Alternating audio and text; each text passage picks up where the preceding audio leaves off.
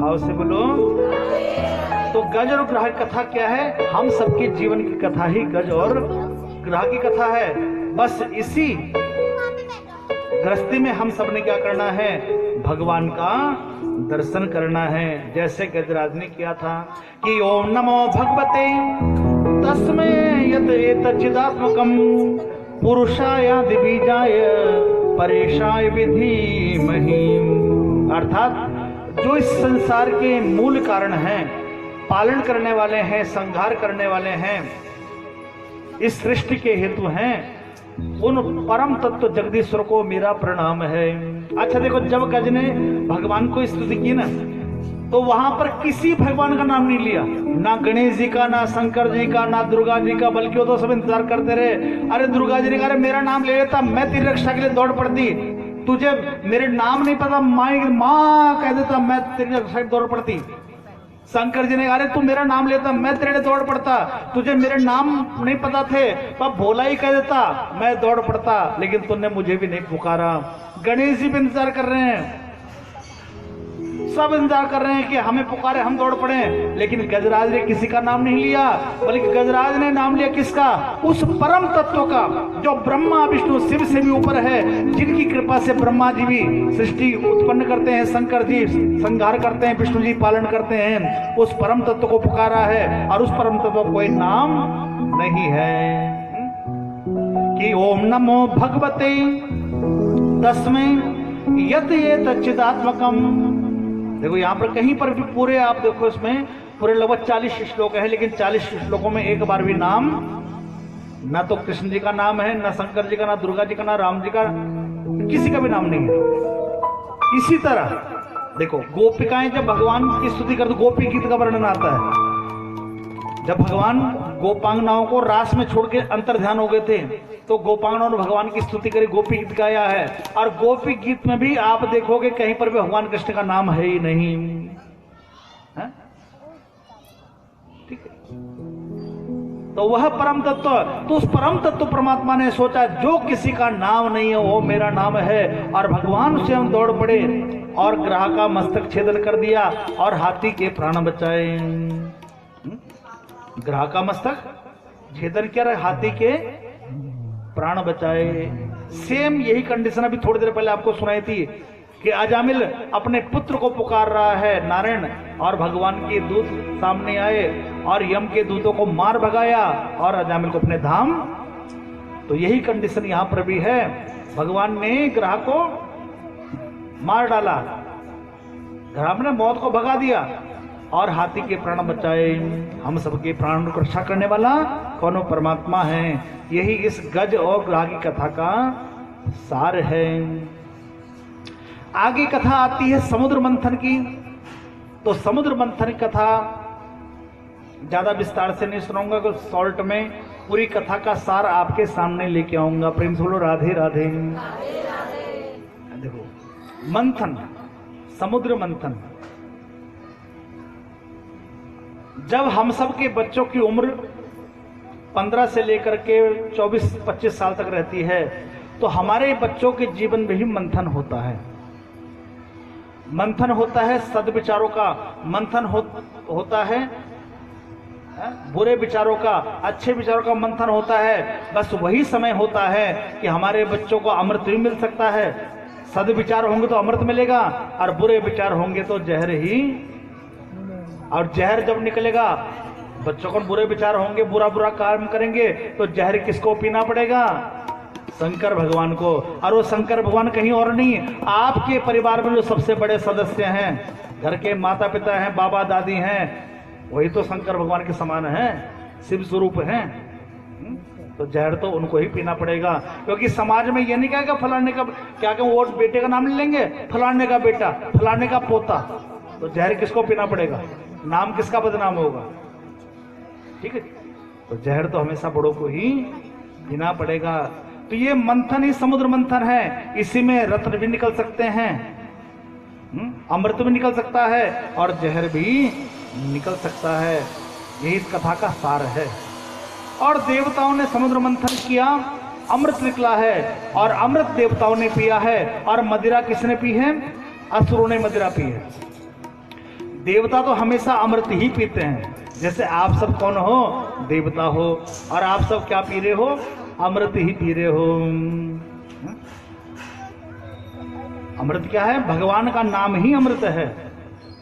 ठीक, भगवान की कथा ही अमृत है कि तब कथा अमृतम। देखो यहाँ पर वर्णन भी आया, कहाँ गोपी की तो वर्णन आया है कि तब कथा अमृतम तप्त जीवनम कविभिरीडितम कल्मषापहम। तब कथा अमृतम, भगवान की कथा ही अमृत है। मैंने आपको बताया था कि कोई माता बहन जो बहुत ज्यादा बोलती हो आपके घर आ जाए, आपके पास बैठ जाए, उसका टेप रिकॉर्ड चालू हो जाए, तब सच बताना कितनी देर सुनोगे? एंड में कहोगे इसने तो मेरे सिर दर्द कर दिया। एक बार सच्ची घटना को बता दो, प्रेम से राधे राधे। बताऊं ना बताऊं? एक बार दो माताएं एक पेड़ के नीचे बैठे बातें कर रही थी। इतनी देर में क्या हुआ, एक आम ऊपर से टूट के नीचे गिर गया। तो उन माताओं को बड़ा आश्चर्य हुआ, अरे भैया अभी तेरा सीजन में नहीं है, तू क्यों टूट के गिर गया? उस आम ने कहा, बहन जी आप दोनों की बातें सुन सुन के पक गया हूं। नीचे गिर गया टूट के। ठीक है, तो कोई बहन आए बैठ करके आपको अपना टेप रिकॉर्डर चालू कर दे तो आप सच बताना कितनी देर सुनोगे? लेकिन भगवान की कथा है, जीवन भर सुनते रहो, जीवन भर सुनते रहो, नित्य नया आनंद आपको प्राप्त होगा, है ना? नित्य नया एक आनंद की अनुभूति आपको होगी। अब एक से कथा वक्ता में हम तो और कुछ भी नहीं है, एक से कथा व्यास है ना? और लेकिन सुनते रहना चाहिए, आघाना नहीं चाहिए कि भाई आप क्या सुनना, आप तो बतेरी सुन लिए। जो आघा जाते हैं ना उन्होंने इस रस को जाना ही नहीं है। आघाना नहीं है। तो अमृत पिया किसने? देवताओं ने। तो आप सब देवता हो जो अमृत का पान कर रहे हो। और जहर पिया किसने? जहर क्या मतलब? मदिरा। मदिरा मन नशा। नशा पिया किसने? असुरों ने। नशा ही तो है, किसी को दौलत का नशा है, किसी को कोठी बंगले कार का नशा, नशा ही तो है? मेरा ऊंचा है मकान, मकान का नशा। लेकिन जब नशा उतरता है तो मकान, मेरा ऊंचा हो मकान, लेकिन मिलता है शमशान, यह है असली मकान, तब उतरता है नशा। मेरा ऊंचा हो नाम, और नाम भी क्या मिलता है? स्वर्गीय। और उसमें भी भूतपूर्व भूत लग जाता है उसमें भी। कई बार जो है कुछ जो बड़े पदों पर उनके पीछे भूत चिपट जाता है, भूतपूर्व।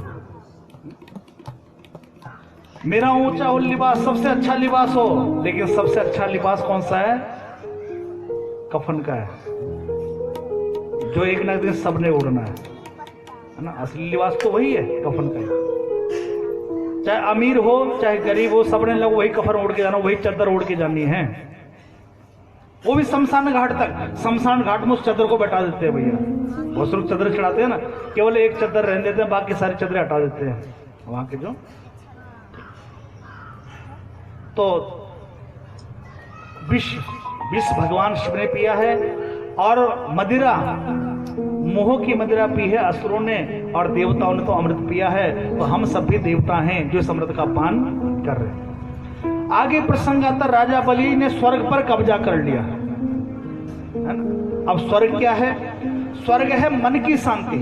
देखो यहां पर आप बैठे हो, इस समय आप स्वर्ग में बैठे हो, आपके मन में एक शांति है कि मैं एक अच्छा काम कर रहा हूं या कर रही हूं, है ना? मन की शांति है। तो मन की शांति ही स्वर्ग है। और आप कोई बुरा काम करो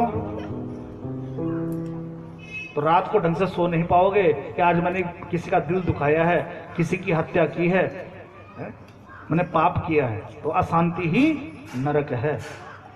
ठीक है, तो मन की शांति कब मिलती है? जब हम अपने संत महापुरुषों का आश्रय लेते हैं, सदग्रंथों का आश्रय लेते हैं, तो मन की शांति मिलती है। और जब हम इनसे विमुख हो जाते हैं तो संसार के जो असुर हैं, कौन से सुर संसार के? क्रोध, लोभ, ईर्ष्या, द्वेष, ये हमारे मन की शांति को भंग कर देते हैं और हमारे मन में अशांति। अशांति किससे? ईर्ष्या से, कि पड़ोसी के 3 मंजिल कैसे बन गए, मैं 1 मंजिल में कैसे रह गया।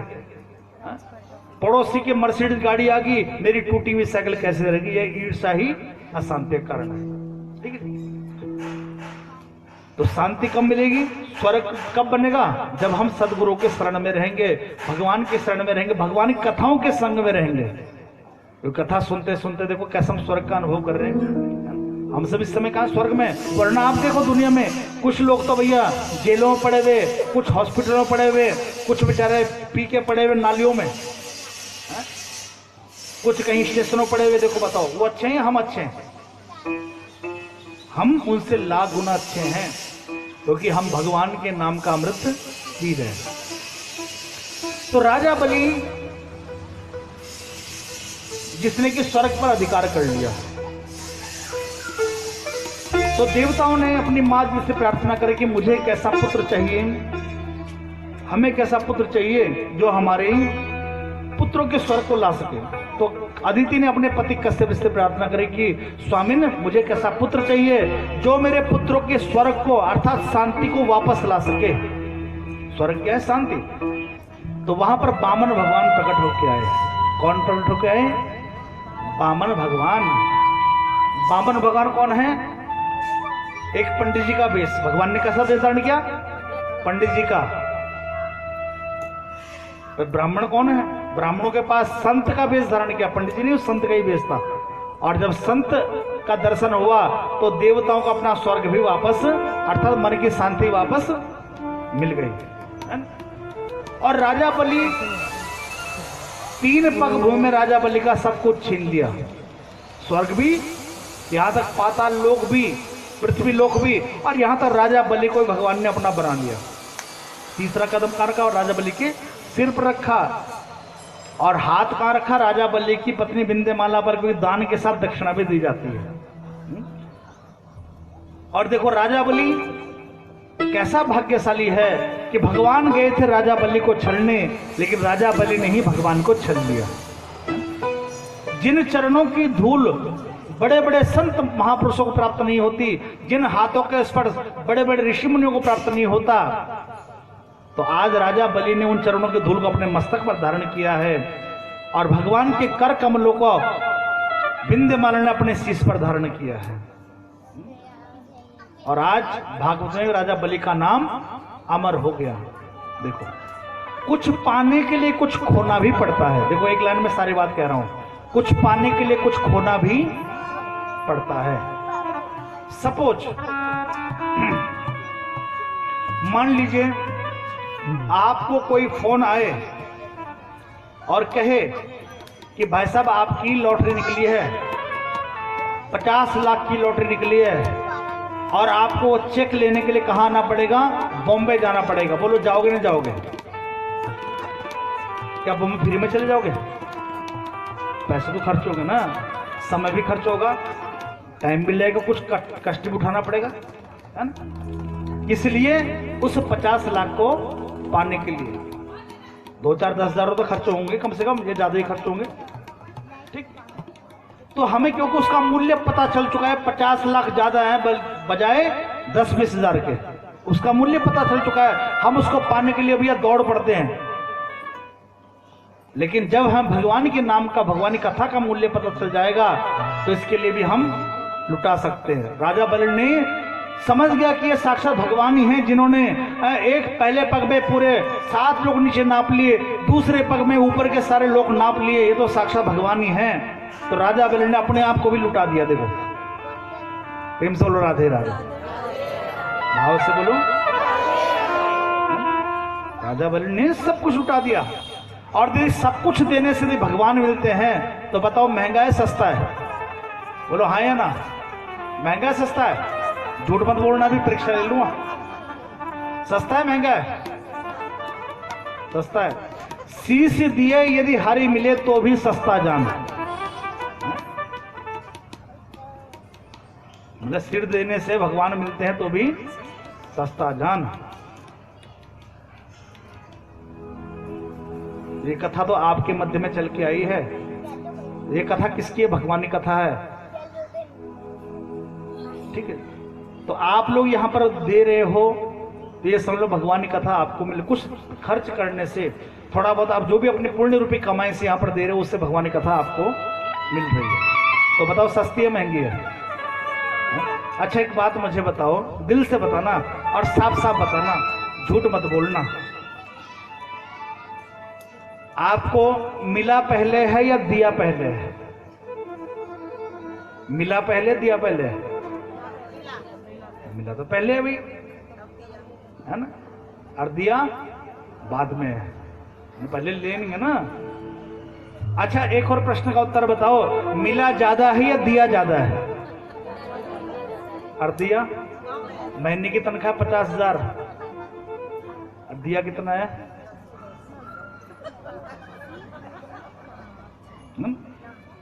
साल की तनख्वाह लगभग 6 लाख रुपए, तो दिया कितना है साल भर में? ठीक है। तो राजा बलि ने अपना सब कुछ दे दिया। दानवीर हो तो राजा बलि जैसा, इसलिए चिरंजीव में राजा बलि का नाम अमर हो गया। अश्वत्थामा बलिर्व्यासो हनुमानश्च विभीषण कृपः परशुरामश्च सप्तते चिरंजीविनः। तो दानवीर कौन? राजा बलि। दानवीर हो तो कर्ण जैसा, कर्ण जैसा। अंतिम समय है कर्ण का, पड़ा है घायल अवस्था में पड़ा है, शरीर से रक्त बह रहा है, पीड़ा हो रही है। इधर जब कर्ण की ये हालत देखी तो भगवान अर्जुन के सामने कर्ण की प्रशंसा करने लगे कि आज इस धरती से एक दानवीर चला गया। भगवान के नेत्रों में आंसू आ गए कि आज धरती से एक दानवीर जा रहा है। ऐसा सूरवीर, ऐसा पराक्रमी दानवीर इस धरती पर आज तक कोई नहीं हुआ होगा। अर्जुन ने कहा हमारा दानवीर ये क्या दान करेगा? भगवान ने कहा चलो परीक्षा ले लो। दोनों ने ब्राह्मण का वेश धारण किया और कर्ण के पास पहुंचे। कर्ण दर्द से करहा रहा है और भगवान ने ब्राह्मण का वेश धारण कर जैसे पहुंचे तो ब्राह्मण देवता ने कहा, भगवान ने कहा कर्ण मुझे लगता है तुम्हारा अंतिम समय है, और क्या अंतिम समय तुम दान नहीं करोगे? तो कर्ण ने कहा कि महाराज मेरे पास है क्या इस समय दान देने के लिए? अचानक कर्ण को ध्यान आया कि उसका एक दांत सोने का है। उसने कहा एक काम करो ब्राह्मण देव, सामने पत्थर पड़ा है, आप एक काम करो मेरे दांत पर पत्थर मारो, दांत तोड़ो रहो दान में। ब्राह्मण देवता ने, कर्ण ये कैसी बात करता है? हम ब्राह्मण हैं, ब्राह्मण किसी को दुख ही नहीं देख सकते, ना किसी को दुख देने का प्रयास करते हैं। अपने आप कष्ट सह लेंगे लेकिन दूसरे को दुख जल्द से नहीं देंगे। कोई बात नहीं, तू दान नहीं देना चाहता, कोई बात नहीं, हम चलते हैं। कर्ण ने कहा नहीं ब्राह्मण देवता, आप मेरे द्वार से बिना दान लिए नहीं जा सकते। और कर्ण ने क्या, खुद ही वो पत्थर उठाया और हिम्मत करके बड़ी जोर से, देखो जो दर्द से खुद तड़प रहा हो, हिम्मत करके बड़ी जोर से अपने दांत पर दे मारा, दांत टूटा। वही पास में धनुष पड़ा था और धनुष पर बाण चढ़ाया और वहीं से जल प्रकट हो गया और उस जल में से दांत को धो करके, और आज ब्राह्मण देवता को दान, भगवान प्रसन्न हो गए। धन्य है कर्ण, तेरे जैसा दानवीर मैंने दुनिया में नहीं देखा। इतना दर्द तुझे और फिर भी तूने इतना अपना दांत तोड़ा। बताओ तोड़ के दिखाओ अपना दांत, कितना दर्द होता जरा। कर्ण मैं तुझसे बड़ा प्रसन्न हूं, हम ब्राह्मण नहीं हैं, मैं कृष्ण हरि अर्जुन है, बता क्या चाहता है? तो कर्ण ने कहा कि प्रभु मैं चाहता हूं कि जब मेरा अंतिम समय आए, मेरा अंतिम समय आ चुका तो मैं जानता हूं कुछ ही क्षणों मेरी मृत्यु हो जाएगी, बस प्रभु मुझे वहां जलाया जाए जहां आज तक कभी किसी की लाश नहीं जलाई गई है। वहां मेरी चिता जलाई जाए जहां आज तक कभी किसी की चिता नहीं जलाई गई है। भगवान ने पूरी दुनिया में ध्यान लगा देखा, ध्यान लगा पूरी दुनिया में कोई सा भी ऐसा स्थान नहीं जहां पर किसी की चिता न जलाई गई हो। जिस धरती के पर आप बैठे हो ना, इसके नीचे में लाखों हजारों लाखों सब दबे हुए हैं, मुर्दे दबे हुए हैं धरती के नीचे। जिस घर में आप रह रहे हो उसके नीचे में जाना हजारों लाखों मुर्दे, क्योंकि धरती आज की नहीं है, लाखों साल पहले की है। इतने मुर्दे धरती के नीचे दबे हुए हैं और हम सब भी एक ना एक दिन यही दबेंगे। तो भगवान ने चारों ओर देखा, कोई ऐसा भी ऐसा स्थान नहीं मिला जहां किसी को जलाया ना गया हो, किसी को दफनाया ना गया हो। तो अंत में भगवान ने क्या किया, अपनी हथेली पर ही अपने हथेली का विस्तार किया और अपनी हथेली पर ही कर्ण का अंतिम संस्कार किया है। बताओ कर्ण कितना भाग्यशाली है। वो पांडव भाग्यशाली है, कर्ण भाग्यशाली है। और आज कर्ण का नाम भी बड़े सम्मान से लिया जाता है क्योंकि उसने धर्म का साथ दिया है।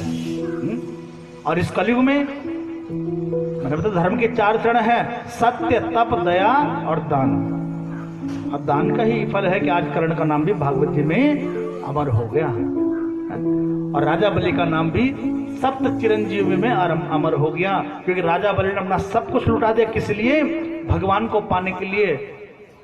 क्या दुनिया में कोई ऐसा है कि सब कुछ लुटा सकता है कि मुझे भगवान की कथा मिल जाए, मेरा सब कुछ ले लो लेकिन भगवान की कथा मुझे मिल जाए? शायद जल्द से कोई नहीं होगा।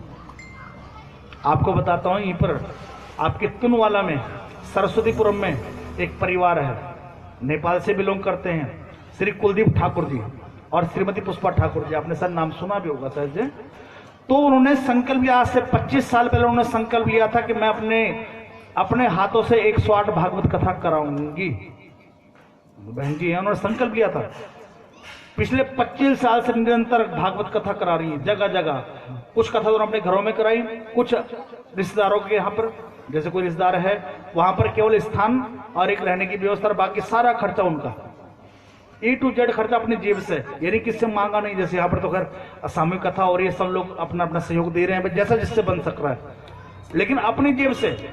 कुलदीप ठाकुर जी फौज में रह चुके हैं और रिटायरमेंट हो गए, फिर दोबारा उन्होंने एक और नौकरी ज्वाइन करी, वहां से भी रिटायर हो गए।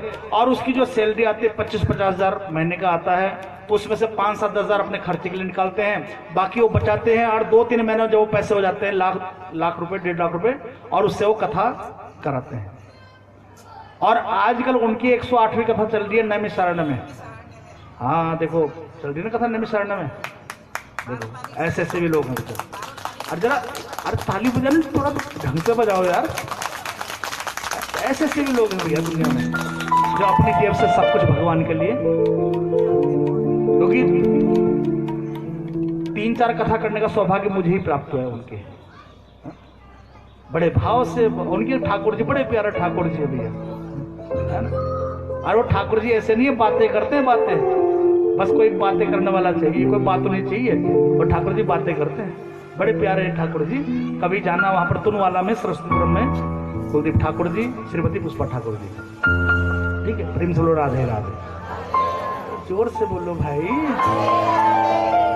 डर तो नहीं रहे हो? डरो मत भैया, आपसे कुछ नहीं मांगेंगे, टेंशन मत लो। तो ऐसे ऐसे भी लोग हैं। तो राजा बलि का नाम भागवत में ही अमर हो गया। आगे कथा आती है राम कथा। तो राम कथा ही कथा है, बाकी सब व्यथा है, व्यथा है। क्योंकि राम कथा क्या है? एक बम है, बम। क्या है ये? बम। अब आपको हमारा बम कैसे है? चलो देखो, राम कथा में रामायण आपके पास होगी, रामायण बोलो, सबके पास है ना? सबके पास है, लेकिन कहाँ है? हमारा टांड पर रखी, बिल्कुल लपेट कर, हवा ना लग जाए उसको। ये तो वही वाली बात हुई, डॉक्टर से दवाई तो लिया है और दवा का पुड़िया बना के बिल्कुल सिराने रख दे ताकि दवाई को हवा नहीं लग जाए। अब दवाई खाओगे नहीं तो रोग ठीक होगा क्या? नहीं। तो रामायण भी एक दवाई है। कौन से रोगों की? मानसिक रोग की दवाई है, मानसिक रोगों की, क्योंकि हम सबको भी मानसिक रोग है। ठीक है, मानसिक रोग की दवाई कौन सी? राम कथा, भागवत कथा, ये दवाई है। तो उसको रामायण को पढ़ना चाहिए। तो चलो, पहला ही श्लोक है रामचरितमानस का कि वर्णानाम अर्थ संघानाम रसानाम छंदसामपि मंगलानाम च कर्तारो वंदे पाणि विनायको। आप देखो पहला ही शब्द का वाह, वर्णानाम अर्थ संघानाम। और जब रामचरितमानस का विराम होता है तो सबसे लास्ट में लिखा है ते संसार पतंग घोर किरणे द्रहंति नो मानवा। मानवा, माँ पे विराम कहाँ हो रहा है? माँ पे। तो पहला अक्षर शुरुआक्षर व और एंड का अक्षर म, क्या बन गया? बम। अब ये बम संसार में ही पाया जाता है और गोस्वामी जी की रामायण भी रामचरितमानस में बम है। फर्क सिर्फ इतना है, संसार का बम फटता है तो अपार धन जन की हानि होती है, बहुत सारे लोग मारे जाते हैं, बहुत सारे इमारतें धराशायी हो जाती हैं, बहुत से घरों के चिराग बुझ जाते हैं, बहुत से बच्चे अनाथ हो जाते हैं, बहुत सी माताएं विधवा हो जाती हैं। लेकिन रामचरितमानस रूपी बम जब फटता है तो इससे भी चिंगारियां निकलती हैं, लेकिन वो चिंगारियां क्या करती हैं? हम सबके जीवन को बनाती हैं। भाई का भाई के प्रति क्या कर्तव्य है, पिता का पुत्र के प्रति क्या कर्तव्य है, बहू का सास के प्रति क्या कर्तव्य है, सास का बहू के प्रति क्या कर्तव्य है, प्रजा का अपने राजा के प्रति क्या कर्तव्य है और राजा का प्रजा के लिए क्या कर्तव्य है, देश हित के लिए क्या कर्तव्य है, ये सारी बातें रामचरितमानस सिखाती है। राजा क्या कर्तव्य है ये भी सिखाती है कि जासुराज सब प्रजा दुखारी और सोनप अवसि नरक अधिकारी। जिसके राज्य में प्रजा दुखी हो वो राजा नरक का अधिकारी होता है। और प्रजा के सुख के लिए भगवान ने सीता को दोबारा त्याग दिया था। एक धोबी के जरा सा कहने पर कि मैं राम नहीं हूं जो तुझे दोबारा घर में रख लूं, कथा को पता ही, ज्यादा बताने का वास्ता नहीं। बहू का क्या कर्तव्य है? आप देखो, जब सीता जी श्रुतकीर्ति, मांडवी, उर्मिला ये चारों राजकुमारियां घर आई विवाह करके, तो कौशल्या ने क्या किया? इनके लिए 4 अलग अलग बेड बना दिए। एक बेड सीता जी के लिए, एक उर्मिला के लिए, एक मांडवी के लिए, एक श्रुतकीर्ति के लिए। और चारों से कहा देखो बहुओं, तुम्हें केवल इस पर बैठे रहना है, नीचे नहीं उतरना है, बस केवल आदेश देना है, जो तुम मांगोगी यहीं बैठे बैठे आपको मिल जाएगा। किसको कहा? चारों बहू। अच्छा, आज की बहू को यदि कह दिया, कोई सास ऐसा कह दे तो बहू उसके सास के चरण धो के पिए, वाह मेरी सास तो बहुत अच्छी है। ऐसी सास तो भैया सबको मिले जो बहू को जरा सा भी कष्ट न होने दे, बस यूं कह बैठी रही। लेकिन सीता ने कहा नहीं माँ, हम यहाँ बैठने नहीं है, हम तो यहाँ सेवा करने आई हैं। और पहले दिन से सीता जी ने सेवा करनी शुरू कर दी। तो कदम कदम पर जीवन जीने की शिक्षा देता है रामचरितमानस।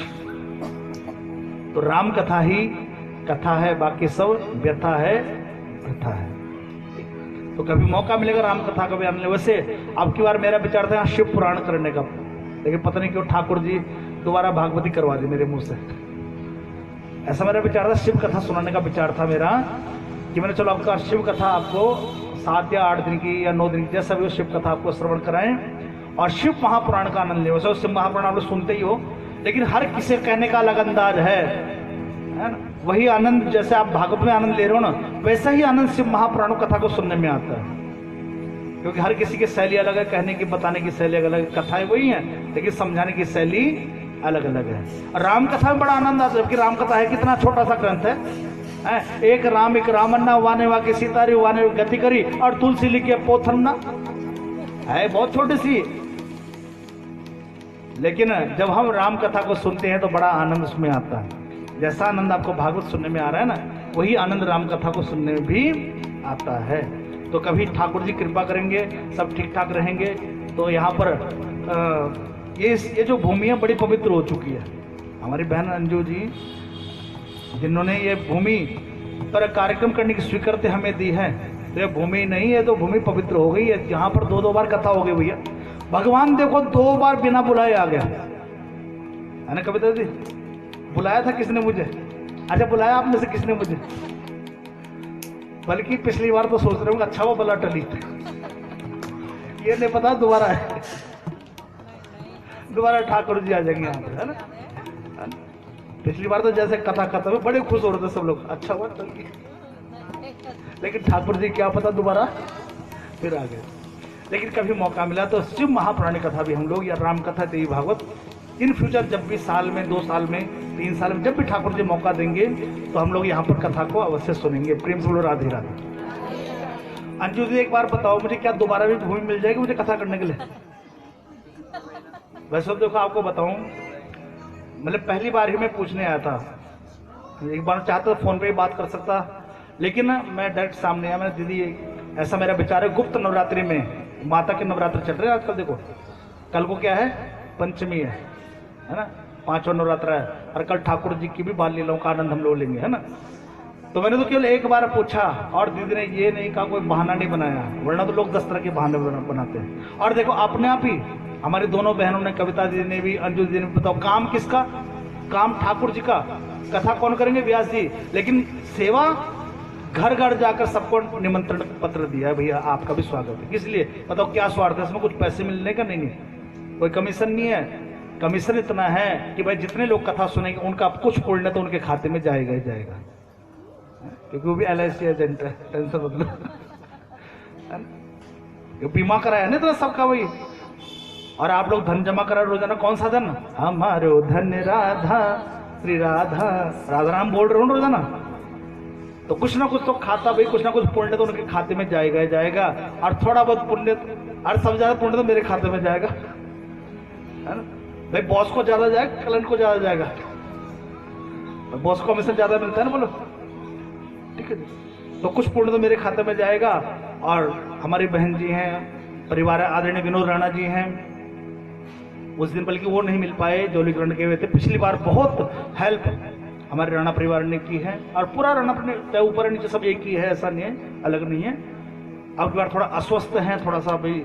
देखो परसों जो जब जिस दिन मैं आया था पहले दिन, शुगर उनकी 600 थी, 600, चाहे पूछ लेना आप। और अब देखो भगवान की कृपा शुगर 300 के आसपास है, तो भगवती कृपा है ना जब। और हमें तो डर था कि भाई इतनी 600 शुगर है, कहीं एडमिट ना करना पड़े, है ना।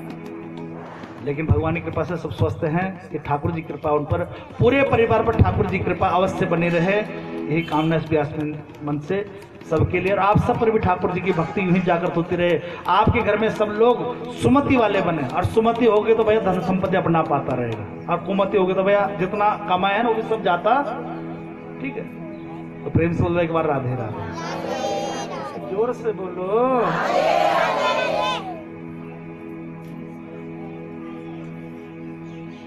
डर डर के बोल रहे हो, डर डर के बोल रहे हो कि महाराज जी ने दोबारा घोषणा कर दी, आने किसी डर लग रहा है। नहीं ऐसा नहीं है। देखो ठाकुर जी कृपा, जो देखो ये कथा आपके पुण्यों के प्रभाव से यहाँ पर आई है, और यहाँ पर भी आया वही जिसके पुण्य जागृत हुए हैं, हर कोई नहीं आया। आपने देखा होगा क्या सारे पड़ोसी ही आ गए? नहीं भैया, नहीं आ पाए। जिनके पुण्य जागृत हुए हैं वही यहाँ पर आए हैं, और आपके पुण्य के प्रभाव से कथा यहाँ पर आई। मैं भी नहीं आया, मुझे भी आपके पुण्य खींच लाया भैया। कहते ना दाना दाना, दाने दाने पर खाने वाले का नाम दाना खींच लाता है, जहाँ का दाना पड़े लिखा वो दाना खींच लाता है। प्रेम से बोलो राधे राधे, जोर से बोलो। जब आप धीरे धीरे बोलते हो तो थोड़ा खून घट जाता है, ठीक है, कम से कम 10 ग्राम खून घट जाता है, भाई टेंशन में लग रहा है, ठीक। तो प्रसन्न मन रह कर। तो जय श्री राम कथा, जय श्री राम कथा हो, जय श्री राम कथा, जय श्री राम कथा, जय श्री राम कथा, जय श्री राम कथा हो, जय श्री राम कथा, जय श्री राम कथा। अरे जिसे श्रवण करने से मिट जाए, जिसे श्रवण करने से मिट जाए जन्म जन्म की व्यथा हो, जय श्री राम कथा, जय श्री राम कथा हो, जय श्री राम कथा, जय श्री राम कथा हो, जय श्री राम कथा, जय श्री राम कथा हो, जय श्री राम कथा, जय श्री राम कथा। अरे राम कथा सुंदर करतारी, राम कथा सुंदर करता, संशय बिहग उड़ावन हारी, संशय बिहग उड़ावन। राम कथा सुंदर करतारी, राम कथा सुंदर करता, संशय बिहग उड़ावन हारी, संशय बिहग उड़ावन। तेरा सब संशय भागेगा, तेरा सब संशय भागेगा, पार्वती कर यथा हो, जय श्री राम कथा, ओ जय श्री राम कथा, ओ जय श्री राम कथा, जय श्री राम कथा। करने से मिट जाए, जिसे श्रवण करने से मिट जाए जन्म जन्म की व्यथा हो। जय श्री राम कथा, जय श्री राम कथा, जय श्री राम कथा हो, जय श्री राम कथा। साली सेवा करते हुए हरि बोल।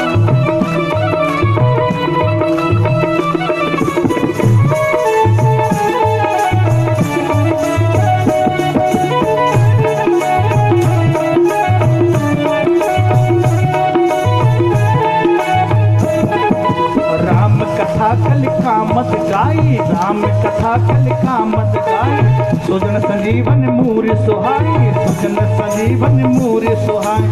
राम कथा कल कामत गाई, राम कथा कल कामत गाई, सुजन संजीवन मूर सुहाई, सुजन संजीवन मूर सुहाई। तेरा परमारथ बन जाए, तेरा परमारथ बन जाए, श्री नारद कर यथा हो। जय श्री राम कथा, जय श्री राम कथा, जय श्री राम कथा हो, जय श्री राम कथा।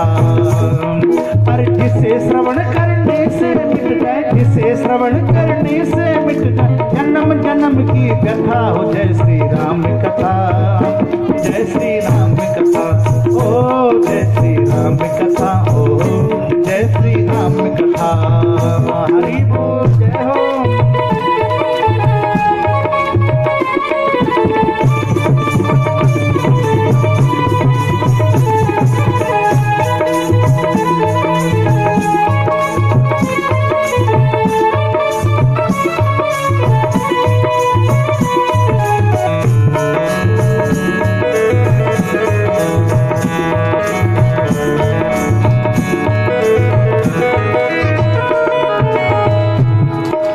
राम कथा सस किरण समाना, राम कथा सस किरण समाना। राम कथा क्या है? चंद्रमा की शीतल किरणों के समान है। और चंद्रमा की किरणें कितनी शीतल होती है, पूरी रात आदमी बैठ सकता है। और सूर्य बैठ सकता है सूर्य किरणों में? नहीं बैठ सकता। अरे राम कथा सस किरण समाना, राम कथा सस किरण समान। संत चकोर करे नित पाना, संत चकोर करे नित पान। राम कथा सस किरण समाना, राम कथा सस किरण समान। संत चकोर करे नित पाना, संत चकोर करे नित पाना। अरे साधना पूरी सफल हो जाए, साधना पूरी सफल हो जाए, साधना पूरी सफल हो जाए, साधना पूरी सफल हो जाए। श्री हनुमत कर यथा हो। जय श्री राम कथा, जय श्री राम कथा ओ, जय श्री राम कथा, जय श्री राम कथा। अरे जिसे श्रवण करने से मिट जाए, जिसे श्रवण करने से मिट जन्म जन्म की व्यथा हो। जय श्री राम कथा, जय श्री राम